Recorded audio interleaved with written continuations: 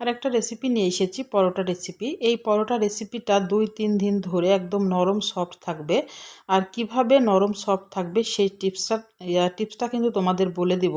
আর এই পরোটাটা কিন্তু খেতে অসম্ভব মজা লাগে, একবার হলেও অসংখ্য যুক্ত লেয়ার এই পরোটা। আমি তোমাদের এই পরোটা রেসিপিটা তৈরি করে দেখাবো, কিভাবে তৈরি করছে তোমরা প্রথম থেকে শেষ পর্যন্ত দেখতে থাকো, তাহলে বুঝতে পারবা যে অসংখ্য যুক্ত লেয়ার কিভাবে তৈরি করলাম। আসসালামু আলাইকুম, হ্যালো বন্ধুরা, তোমরা কেমন আছো? আশা করি তোমরা ভালো আছো। আমি আলহামদুলিল্লাহ ভালো আছি। আমার শখের কিচেনে তোমাদের সবাইকে স্বাগতম। তাহলে আমি কিভাবে তৈরি করছি চলো শুরু করি।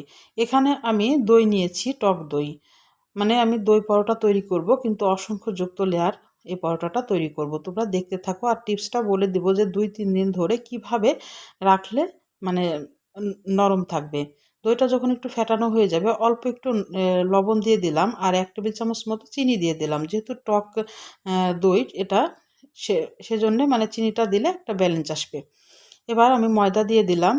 আমি এখানে কোনো পানি ইউজ করব না। দই মানে যতটুক দই নিয়েছি ততটুকু আমি মানে যতটুক ময়দা লাগবে ততটুকুই কিন্তু ময়দা আমি অ্যাড করব। তোমরা যদি বেশি পরোটা করতে চাও তোমরা দইয়ের মাপটা কিন্তু বেশি করে নিবা। কারণ এটাতে কোনো পানি অ্যাড করব না, শুধু দই দিয়ে কিন্তু মেখে নেব। খেতে কিন্তু অসম্ভব মজা লাগে বন্ধুরা। আর এখানে বেকিং পাউডার দিলাম। এই বেকিং পাউডারটা যদি দাও তাহলে 1/2 টেবিল চামচ মতো দিয়েছি। বেকিং পাউডারটা দিলে যদি 2-3 দিন ধরে যদি এই মানে পরোটাটা রেখে দাও, একদম নরম সফট থাকবে আর খেতে খুবই মজাদার লাগে বন্ধুরা। একবার হলো এইভাবে বেকিং পাউডার দিয়ে আর টক দই দিয়ে তোমরা পরোটা তৈরি করে দেখতে পারো। খুবই মজাদার আর খুবই নরম সফট, একদম তুলতুলে হয় এই পরোটাটা। আমি এখন আমার মাখা হয়ে গেছে, মাখানো যখন হয়ে যাবে তখন এখানে 1 টেবিল চামচ মতো সয়াবিন তেল দিয়ে দিলাম। তাহলে হাতে লেগেও যাবে না, আবার খুব একদম নরম সফট একটা ডো তৈরি করা যাবে। দিয়ে এখন ভালোভাবে এটা ঠেসে ঠেসে মেখে নিতে হবে।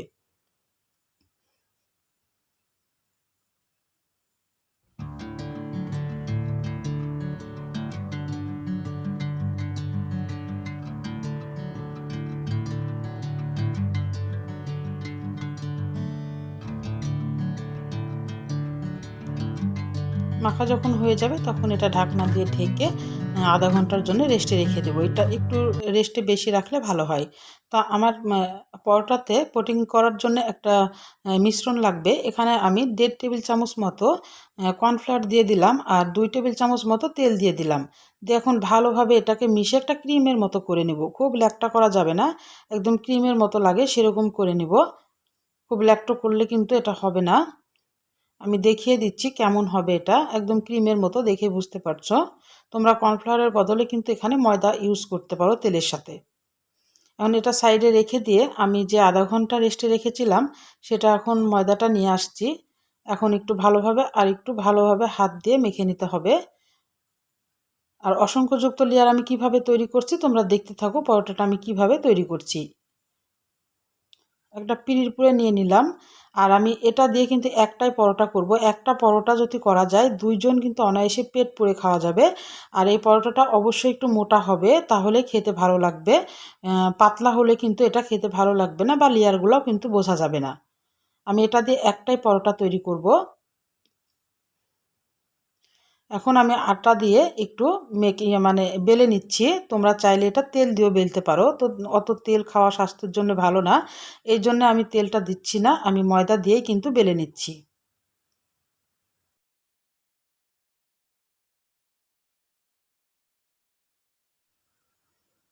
একটা বড় আকারে রুটি তৈরি করে নিতে হবে।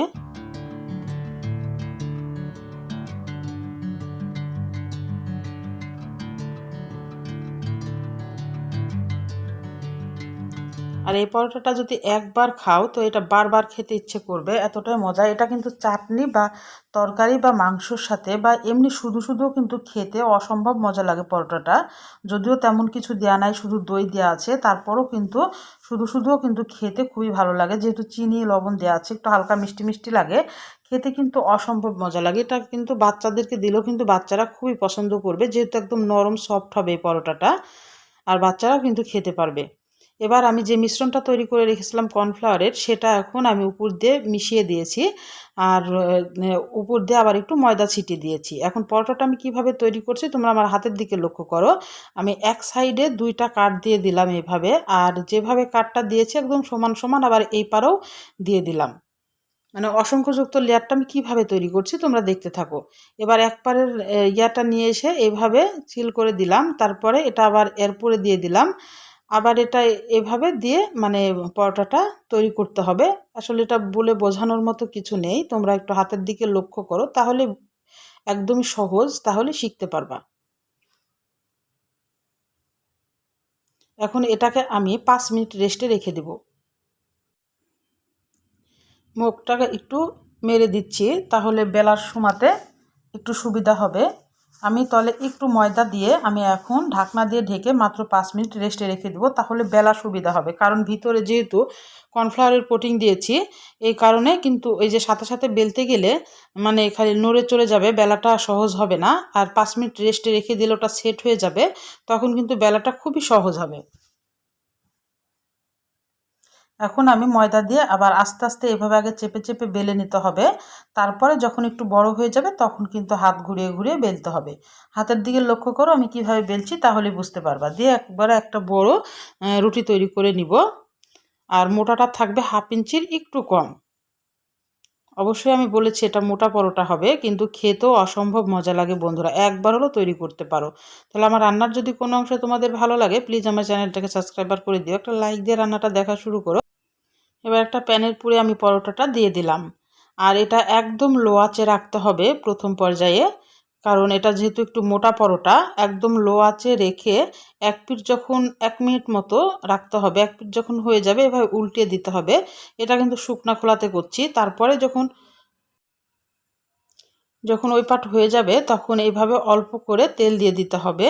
মানে 2 পাট যখন 1 মিনিট 1 মিনিট করে সেঁকা হয়ে যাবে তখন কিন্তু তেলটা দিতে হবে, তাহলে পরোটাটা বেশি ভালো হবে সেঁকা।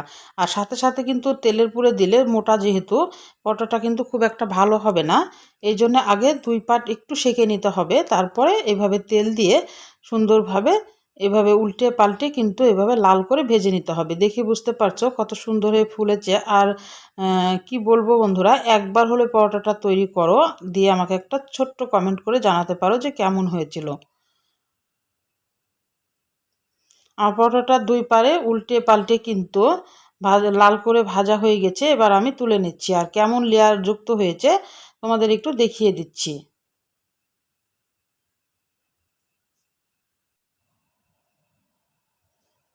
মাঝখান থেকে কেটে তোমাদের দেখিয়ে দিচ্ছি যে কেমন লেয়ার যুক্ত হয়েছে।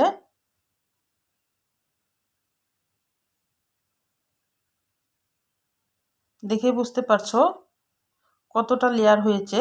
আর পরোটাটা কিন্তু খুবই ভালো হয়েছে। এইভাবে দই পরোটা, তোমরা এইভাবে দই পরোটা অসংখ্য যুক্ত লেয়ার তোমরা তৈরি করতে পারো। তাহলে আজকের মতো বিদায় নিচ্ছি, তোমরা সুস্থ থাকবা, ভালো থাকবা, আবার কোনো নতুন রেসিপির সাথে হাজির হবো। আল্লাহ হাফেজ।